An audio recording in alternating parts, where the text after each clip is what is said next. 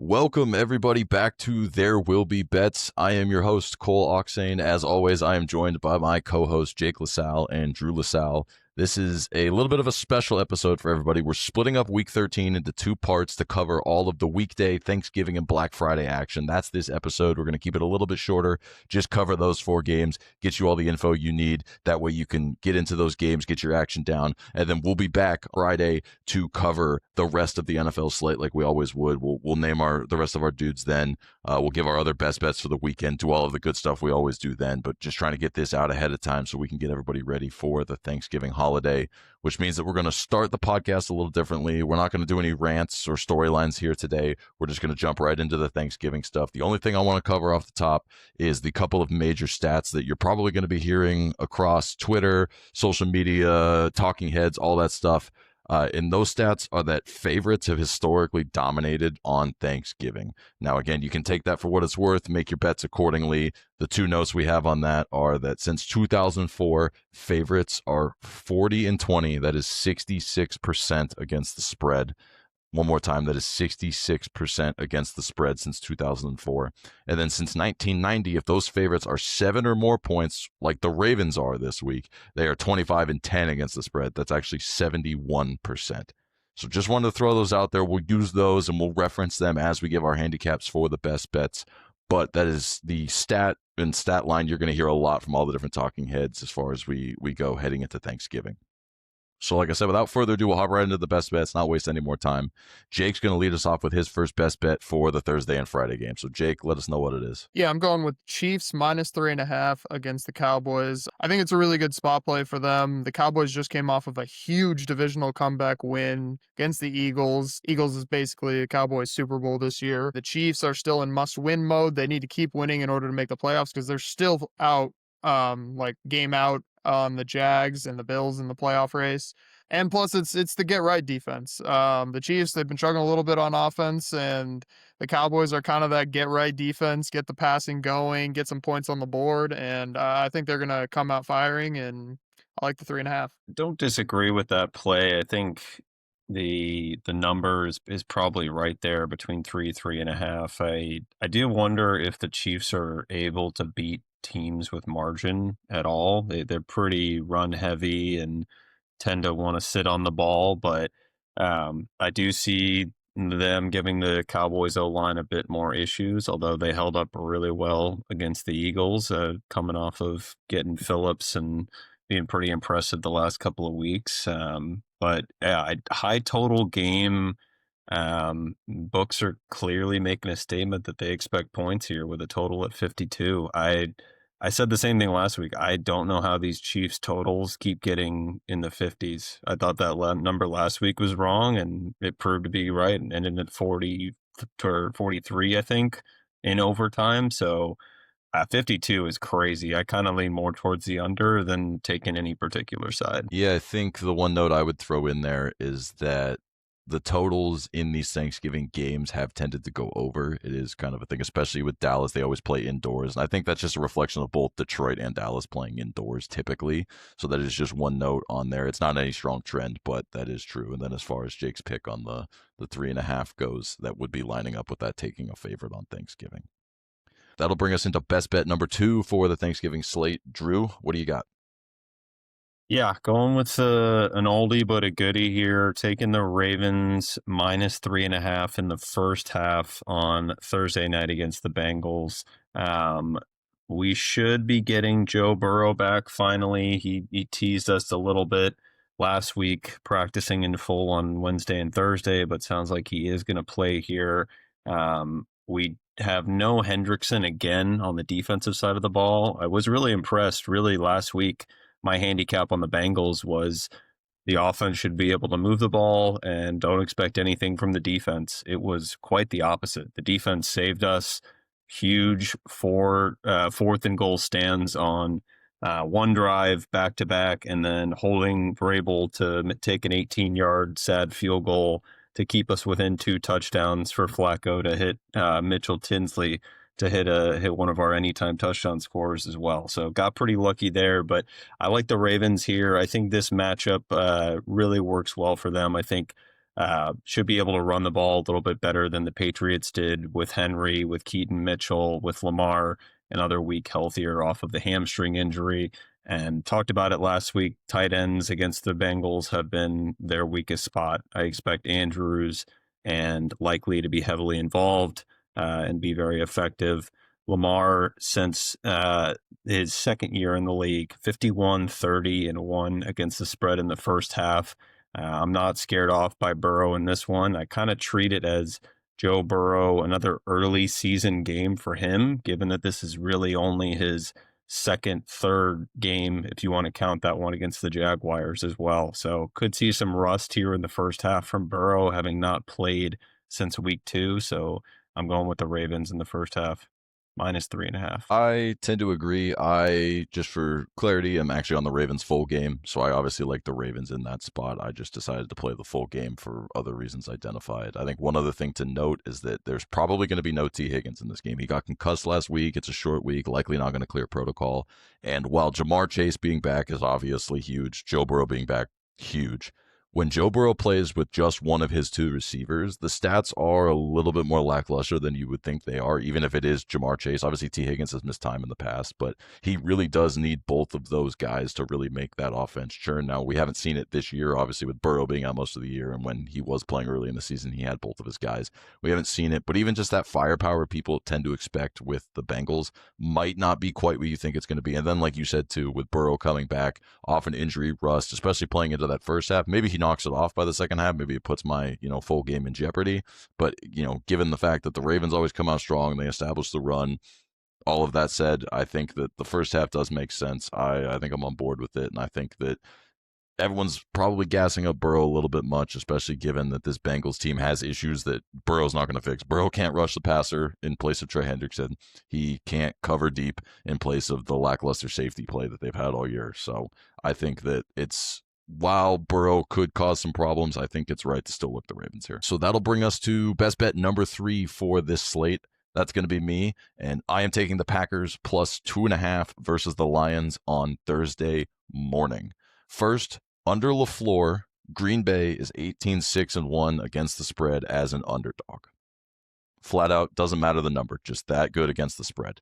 When he's a dog between 2 and 4 points, he actually is even a little bit better. It's 24-1, so he's actually really good in that small dog role. Again, more of an even matchup. He tends to overperform against equally rated teams. And then if you look at the Lions, teams off of short rest and off of overtime against an opponent who is not coming off of overtime, so that all fits this situation, in the last 20 years are 26-48 straight up and 24-47 against the spread. So again, it's a tough spot to be in, right? You played a long game, you played a lot of snaps the week before, now you're on short rest. And then in particular, you're going to hear people talk about this a little bit too. This game is being kicked off at early in the day, right? So it's not even like it's a night game like you would usually have with a Thursday night game. So that could even play in a little bit more too. So again, it's that short rest look. It just doesn't favor the team who's coming off that short rest.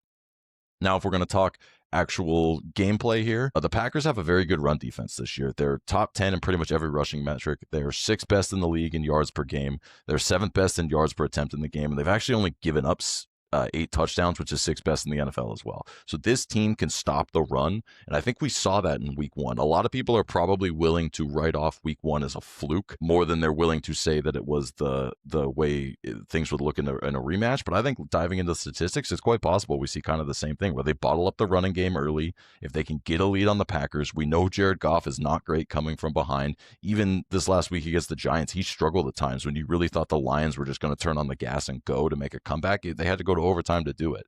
And so I like the chances of the Packers being able to do that. It also looks like Josh Jacobs is trending towards playing. Obviously, we'll see for sure. I still trust Emmanuel Wilson for them to get their run game going respectively. And then I think Jordan Love is also better when he's got the lead because it doesn't put as much pressure on him. The one thing Jordan Love is prone to do is turn the ball over. When they have the lead, they can lean on that run game. That's the way LaFleur likes to control these games. And one final note on this, a little bit more fun, but those of you who know, Jordan Love during Toyotathon is a different quarterback. And Toyotathon, I looked this this up to make sure I was correct. Toyotathon started last week, so we are good to go. The sale prices on Toyotas are great, and that means Jordan Love is going to be carving up defenses. So all that being said, I'm taking the Packers plus 2.5. I have a little bit more on what we can do with this number besides just playing it straight up when we get to the other section of the podcast. The only thing that does worry me is the Lions. They've been struggling lately, but clearly last week they were 10-point favorite and went to overtime. Clearly was a look-ahead spot. They were looking at this Packers game. They knew it was going to be a big game on their schedule. It's going to be for the division. So the one thing that does have me a little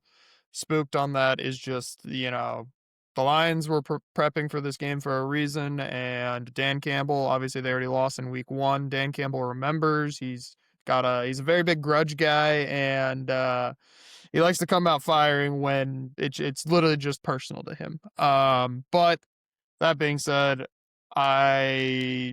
you'll probably mention it later but I do like the Packers in a teaser spot. I think that I don't see the Lions beating them by margin. I will say that does worry me a little bit too, but I guess my thinking on the Dan Campbell situation is he doesn't have Ben Johnson to call his offense anymore. He doesn't quite have the loaded offensive line anymore. Their secondary is not great. I think that Dan Campbell, in a perfect world, would love this to be the revenge spot. I just don't think this is last year's Lions team or even the year before's Lions team. I really don't. And I think the Packers are better than we've seen them in the past couple of years. So we'll see how it plays out. Like Jake said, we'll cover the teaser when we get to the other section of the podcast. But I absolutely think there's a lot of value in the Packers here this week. So that does it for the best bets for the Thursday and Friday slate, covering all 3 of the Thanksgiving games. We will cover the Bears-Eagles game in a little bit here. No one had a best bet on that one. We're going to name some dudes. It'll be a condensed version of our touchdown score that we like to put out every week. We'll do that here in a second. But first, if you haven't already, please like this video, hit the subscribe button, hit the bell to make sure that you get your notifications for everything we're posting this week. Obviously, like we said at the top, we're doing 2 different episodes today, so you definitely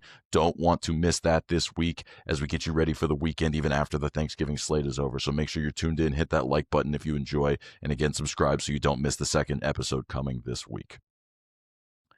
All right, now we're going to jump into the guys naming dudes. As we said, it's going to be a condensed version. We only got 4 games we're picking from here on Thursday and Friday. We're going to go game by game. We're going to throw out some names that we like.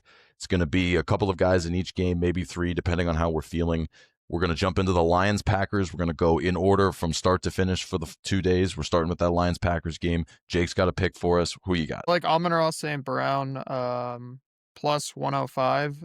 The Packers actually have given up quite a few touchdowns to receivers. They average about 0.73 a game, and Jared Goff plays really well at home.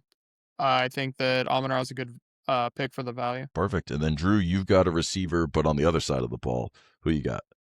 Yeah, I like Christian Watson, plus, I think he's sitting just over 2-1, 210. This is purely on the explosive pass weakness of the Lions defense. You saw it last week against Jameis and the band of misfit receivers that he had going last week. But Lions have given up 64 explosive pass plays this year. It's given up an explosive pass on almost 20% of dropbacks. It's good for bottom 5 in the league. Packers' offense has not been big on explosives this year, but Christian Watson has been their go-to guy for those types of plays, with Matthew Golden kind of still easing into his role as a rookie. Watson has seen 6 red zone targets over the last 4 weeks and 2 touchdowns. Still a decently high total, sitting, I think it's at 48 and a half. So I'm going with Christian Watson. I think that's a pretty big number. You've seen him get more involved as Kraft got hurt, and they're looking to him more often. Both of those, that's 2 different receivers for you in that early game. Side note, I do want to note it, if we're talking the band of misfit receivers for the Giants, I want Jameis Winston included in that, considering he made maybe the play of the year we've seen, given the fact that he is a quarterback. I'd make the argument as the play of the year. So I want him included in that band of misses for the Giants. We'll cover the Giants when we get to the weekend. But he said he wants to play tight end. He said he could play tight end for them. If they need it. If I have to watch Taysom Hill be involved every week, let's get Jameis involved too. He's more fun than Taysom Hill. But again, we'll talk about all those teams come the weekend pod. Let's jump to game number 2 on Thursday. That is going to be that Chiefs-Cowboys game, America's game of the week. We've got 2 more picks for you there. Jake, who do you have in this game? Yeah, I like a long shot. Patrick Mahomes plus 460. The reason I like this, the Cowboys are actually the worst team in the NFL at giving up touchdowns to the QB. They average about 0.55 per game. And Mahomes has scored already 4 times this year on the ground. Um, Long shot value play. I think a lot of points are in that game, and I think it's a good value for the price. All right, and then Drew, you've got another Chiefs player. I'm going back to the well, going with Rashee Rice. Unfortunately, you're going to have to take him a little bit of a minus number this week, sitting around minus 125. But the thesis is still the same. Although the Cowboys defense has shown major signs of improvement the last couple of weeks, again, high total games sitting at 52. They have given up a lot more production to outside receivers. 16 of their 18 touchdown passes to receivers have come to outside receivers. And Rice, as of last week, I talked about it, had 9 targets inside the red zone since his return in week 7. Well, he got 5 more last week against the Colts, including a touchdown. So he's really shifting into this death taxes, and I talked about Trey McBride scoring every week. Unfortunately, he didn't get in last week. Maybe it's Rashee Rice taking his place, so I like him in this game against the Cowboys. We got 2 players playing against, as we like to call it, the get right defense. We got 1 long shot. We got 1 more chalkier play. You take your pick. I think both of them are good looks, especially given the fact that we like the Chiefs to at least put up some points. And as Drew indicated earlier, the total does say there's going to be points on that board. All right, we'll jump into game number 3. It's going to be that Thursday night game. This is going to be the Ravens and Bengals. Jake's going to lead us off one more time with who he's got in this one. I like Jamar Chase in this matchup. And Jamar Chase, he just lives to whoop the Ravens defense. Plus, this defense has been struggling lately, but Jamar Chase, the last 2 times they've played the Ravens, so both the times last year, had 5 touchdowns and 193 plus yards in both games. He's also in the last 7 games against the Ravens has scored 8 total touchdowns. Like I said, he just lives to play the Ravens. All right, Drew, who you got in this game? Yeah, I'm going a little bit longer. I'm going with Isaiah Likely. He's sitting around plus 220. I noted in my pick of the Bengals last week their struggles against tight ends. Talked about it at the top with why I like the Ravens first half. But going with Likely here, much better price. Mark Andrews, who I think you're going to touch on next, sitting around 120 to 130. Likely is still seeing a decent snap count here. He's been above 50% the last 4 weeks. Targets have seen pretty consistent between 2 to 5 targets, but given that Bengals weakness against tight ends, I really like Likely here. He's been kind of hampered with injuries coming into the season, but I think he gets going here a bit better in a positive matchup for him. Yeah, and then for the third touchdown pick we have here, like Drew said, I'm going Mark Andrews. I like basically everything he said with as far as the Bengals covering the tight ends. They are absolutely the worst in the league. I think they've given up almost double the amount of touchdowns to tight ends than anyone else in the league. So it's just truly a kind of don't really think about it, just figure out who the tight end is. And I like Mark Andrews just simply for the fact that I don't know where Isaiah Likely is going to be at. Again, Mark Andrews coming in around plus 115, 120, so you're not getting as much value, but again, you're getting a little bit more predictable there. So either way, I think we like the tight end look. The one other thing I will say that you do get with Mark Andrews is he's been the tush-push guy for the Ravens, so you get that one extra piece if they get down on the goal line. They have done that a few times with him. Other note I'll throw out there. But either way, we like the tight ends. And then Jake likes Jamar Chase because, as he said, he lives to dominate the Ravens. So those are our picks for that game. And then jumping over to Friday, we'll finally touch on this game. We've got 3 more touchdown scores in this one. Jake, who do you got? Yeah, I'm going with another quarterback. I'm going with Caleb Williams. The Eagles are actually the 3rd worst in the NFL at giving up touchdowns to the quarterback. And Caleb Williams, he rushes touchdowns, he catches touchdowns. He just loves to hit that anytime touchdown score. All right, and then Drew, it looks like you have the other quarterback. We're going real quarterback heavy in this game. Yeah, going with the other side of this, a little bit chalkier pick here. Going with Jalen Hurts, minus 115. Not my favorite player in the NFL by any means, but Bears defense has been good at limiting explosive runs. 38 explosive runs on the year, just under 15% of carries. That's good for top 10 in the league. They have given up 3 touchdowns to quarterbacks on the ground this year, just over 250 yards. But this ultimately comes down to just betting on the chance that we're going to get a chance inside of the 2-yard line and get another Hurts tush push. She's scored in 6 of 11 games this year, including 4 touchdowns against the Cowboys alone. So purely a bet on them getting in close and them not chancing it whatsoever. So I like Jalen Hurts in this one. Awesome. So both quarterbacks are who we like. And then I'm going to throw out a little bit of a longer shot. I'm going with Dallas Goedert, another tight end. And the reason for that is the Bears are also not great against the tight end. They're not quite Bengals bad, but they are in the top 10 of giving up touchdowns to the tight end position. And obviously Dallas Goedert really is the only tight end they're using in any pass sets down in Philly, so it kind of makes him the only option there. Also, the Bears linebacker injuries they've had have really left the middle of a lot of their zone coverages very susceptible. We saw it last week with the Steelers. Pat Freiermuth caught a touchdown. Him and Darnell Washington were catching passes over the middle and getting yak on that. So again, it means we don't even have to necessarily be on the goal line. And on top of that, they like to get Goddard involved in all of these weird plays on the goal line. They've run a fake tush push to him. They've done some end arounds to him, all sorts of stuff. So I think Goddard gets enough usage on top of the fact that I like the tight end matchup here. We'll go ahead and take Goddard at a little bit of a longer number. All right, well, we got you those touchdown scorers labeled out. We named a few dudes. We'll name the rest of the dudes later in the week. But that's going to bring us to the best of the rest. We're going to throw out just a couple of other bets we like for these games coming up here Thursday and Friday. Jake's going to lead us off. He's got a prop or maybe 2 for us in the Ravens-Bengals game. Jake, what do you got? Yeah, I got 2 props in this game. We've discussed it already. Mark Andrews over 37.5 receiving yards. I said it last week, Bengals are the worst team in the NFL at giving up yards to the tight end. Hunter Henry line was at 40, had 120 career day. I really like Mark Andrews in this spot. And then the next one is Jamar Chase over 92.5 receiving yards. As I said earlier, Jamar Chase lives to play against the Ravens. 125 plus yards in 3 of the last 8 games, including the last 2 having 193 plus yards. Also, the last 7 games he's played against the Ravens has had 52 catches for 720 yards and 8 touchdowns. Plus, what you were saying with T. Higgins, T. Higgins is not playing, so obviously the majority share is going to be going to Jamar Chase. So I really like his spot. All right, that's 2 different receiving yard over props for Jake. Drew, what do you got? Yeah, I'm going a different route here. I'm actually going with an under. I like Jake Ferguson under 33 receiving yards. I touched on it a little bit last week when we were talking through Chiefs Colts. Jokingly mentioned taking an under on Tyler Warren. I think his prop was in somewhere in the 50s.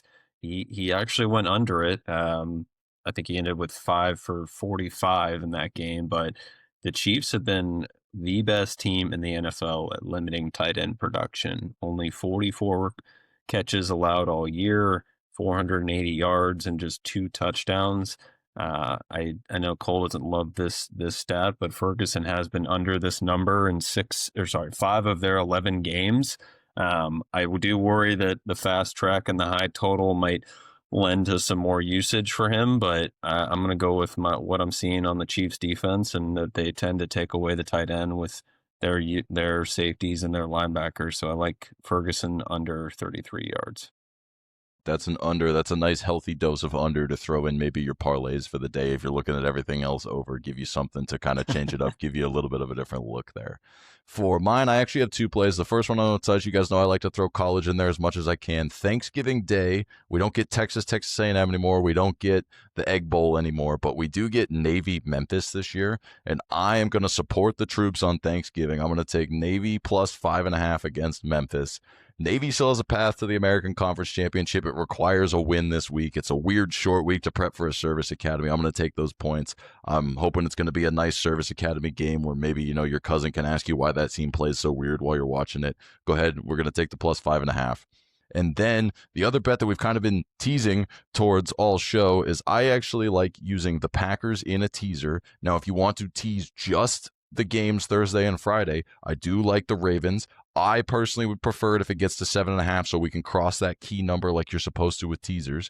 But you could also take the Packers, tease them out to 8.5, and you could look for another team this weekend. There are a couple of other options this weekend that you might like as a teaser leg. Put those together. We all kind of agree that no matter what happens in that Packer game, that 8.5 points is going to be a lot of points against the Lions. So that's how I'm going to play it. I know both Drew and Jake are also going to give their insights on this teaser as well. So Drew, what's your take on the teasers with the Packers?